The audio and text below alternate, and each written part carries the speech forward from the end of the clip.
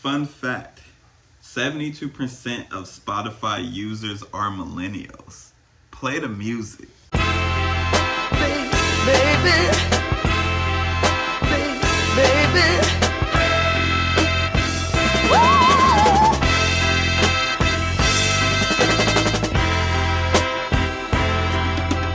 On today's episode of Open M.I.C, we are going to discuss, is streaming hurting album qualities? Does ghostwriting really matter in rap? And I'm going to give you my top 5 rappers' catalogs. That's including their albums and mixtapes. So without further ado, let's get it, shawty.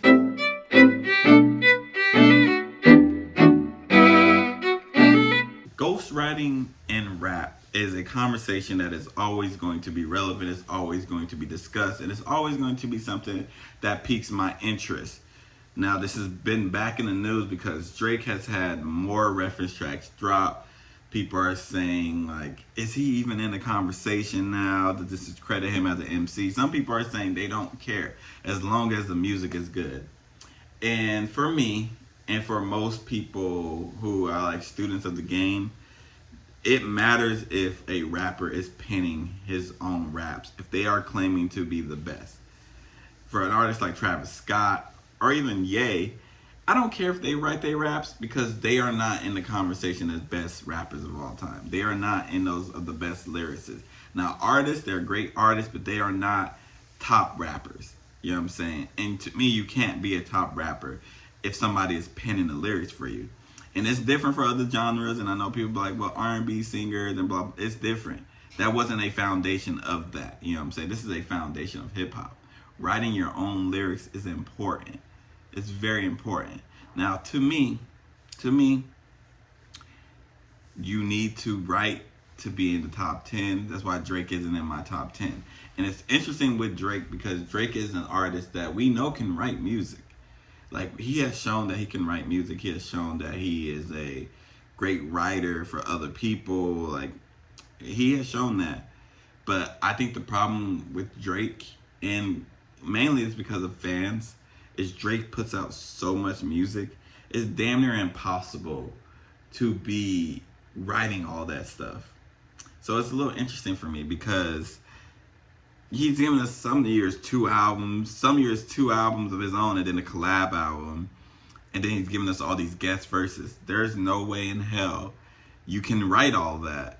If Drake was writing all that, he would be in the conversation of not just greatest like rappers of all time, greatest writers of all time, because that would be an incredible amount of work, and his pen game would work so goddamn fast. And that's just, it's damn near impossible, you know what I'm saying?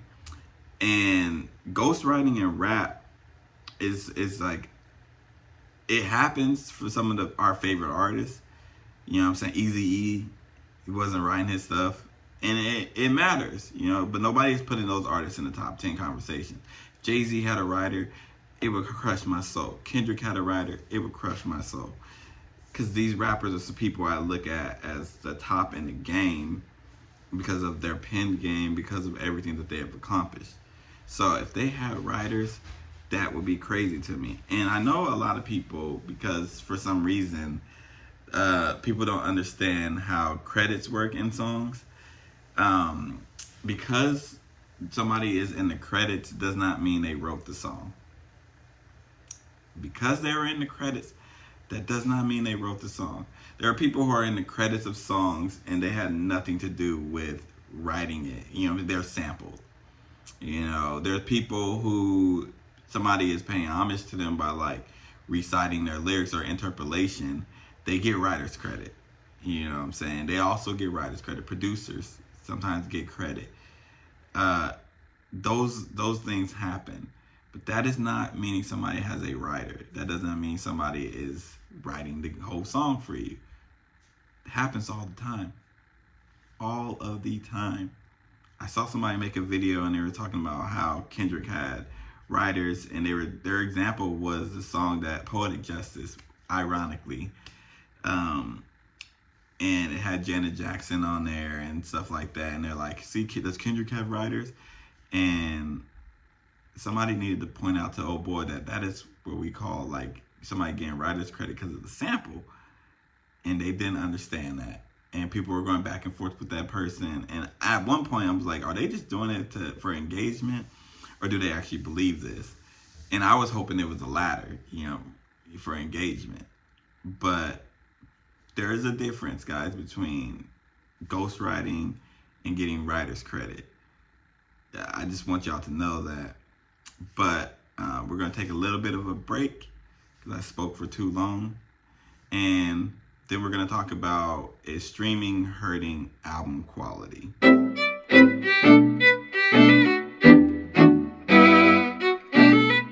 Now, to me, because I can only speak for me, streaming is definitely hurting album quality. And streaming is hurting album quality because people do not care anymore about making a project that is like perfect, or making a project that's the best songs or anything like that. You have rappers putting out songs of 20 songs, right? Then they're putting out the songs a cappella. Then you're having songs, they're putting out the instrumentals. Then you have them putting out like pitched up versions or pitched down versions of the songs. And then they have 100-song albums. And that is impacting the album quality because they are no longer making albums to be good. They're making albums to stream.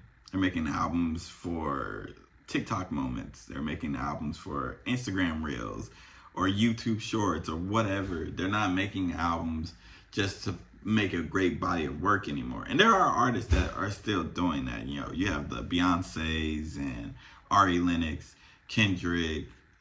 He's still, there's artists who are doing that. But then you get the artists like French Montana, who is not putting out the quality of work, just giving you 100 songs on albums, and it has literally everything, and that album's going to stream well because people are going to listen to it and stuff like that. But it's hurting the quality of the albums.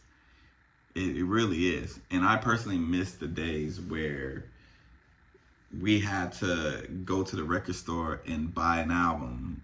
I still go to the record store, but like, those days were better because people couldn't do no gimmicky stuff like this. They couldn't put like pitch down, pitched up, and stuff like that. Streaming is definitely hurting album quality. Now, streaming has its great things though. You know what I'm saying? Like for instance, when you don't have time to go to the record store or you don't have money to go just buy an album, you can just listen to the album straight through. No skips. Just play it. Anywhere. You could be in the airport, you can play the album. You can be getting ready to take a shower, you can listen to the album. So there are great benefits of streaming. But the problem is the quality of music is not the same. And I feel like a boomer complaining about this type of things, but it just is what it is. We just aren't getting the same quality anymore because of streaming. And I don't know if that's something we can fix. I don't know what solutions there are for it, because people can always dupe you. There have been people who put out albums and you go to the record store and you buy the album and only 2 songs are good. And that sucks. But with streaming, like if you have 2 hits off that album and people are playing those 2 hits, that is going to count for you. That is going to make it seem like you have a whole bunch of streams, and really people are just streaming that one song. And that's the problem. That's the big problem. There have been plenty of albums that I'm like, this is bad. Especially albums that I found from TikTok, or songs that I found from TikTok, and they only have a good 15 seconds. Of that 15 seconds has people listening to this album or listening to this song and streaming it. And that is hurting the quality that we are getting. Do I think there's a way to fix it? No.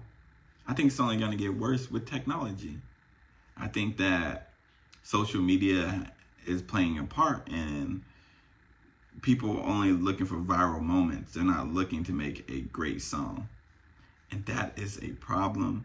It will always be a problem. It's something that I never thought that I would be complaining about, because I love that I can get an album instantly. I love that I can listen to an album Like every Friday we get new albums. I love it. You know what I'm saying? I love that I don't have to stop my day. I can literally go on a walk and listen to a whole album on my phone without even having to purchase anything.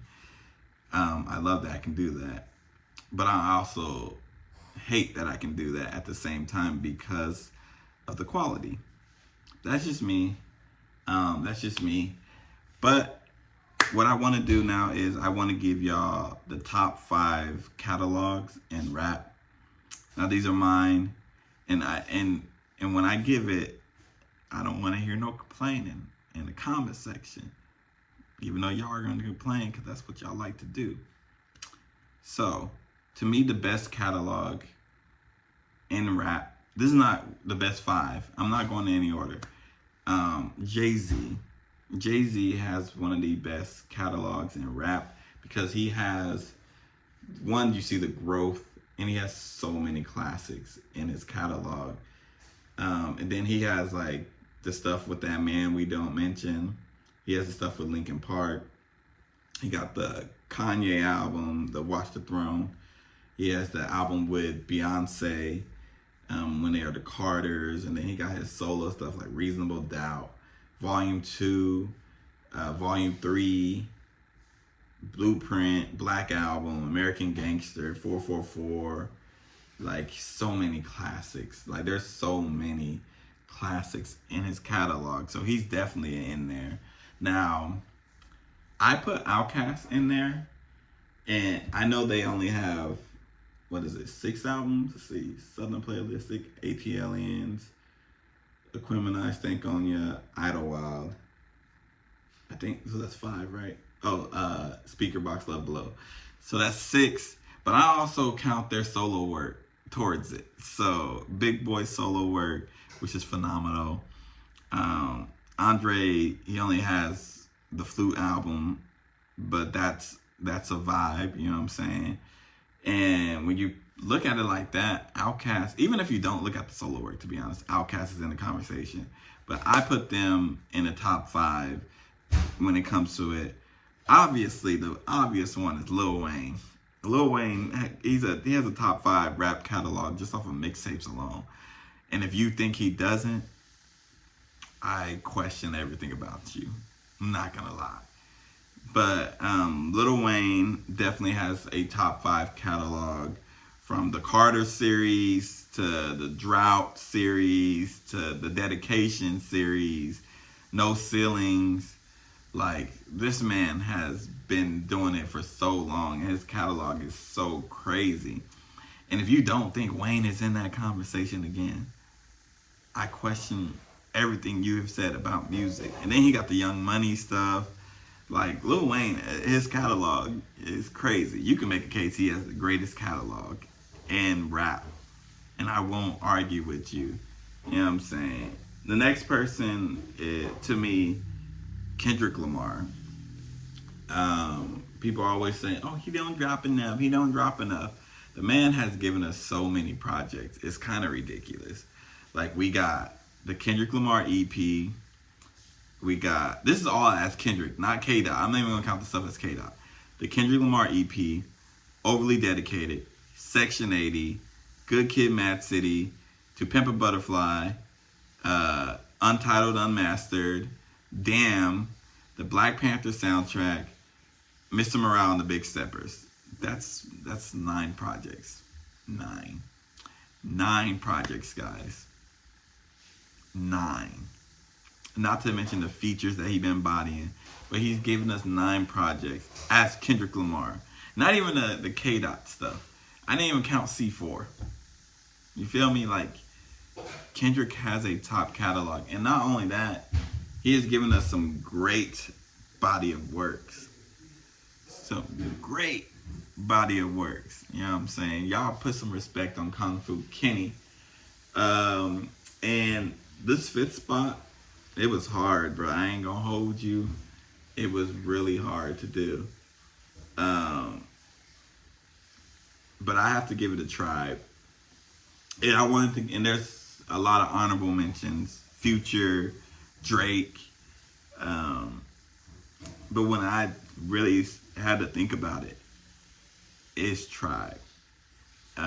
Because of the impact that their stuff has made on hip hop, on me in general. Like, so this last pick is definitely up for debate if y'all like, and I'm willing to hear it. But like, Low End Theory is my favorite album.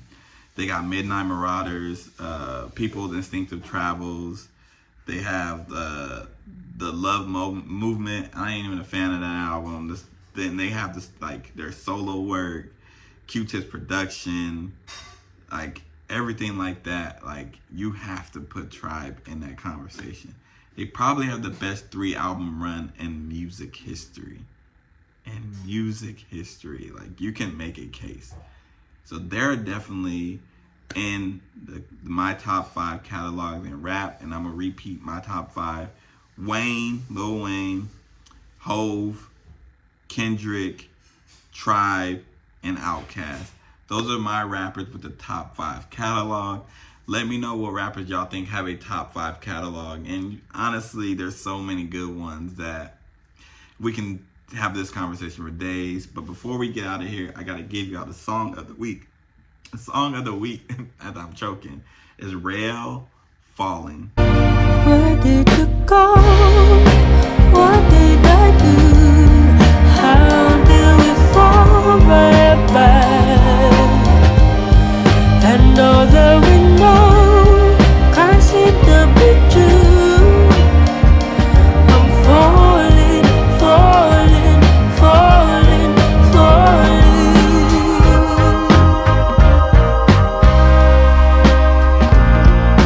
And this has been Open Mic. I've been your host, Jamal Radio Raheem.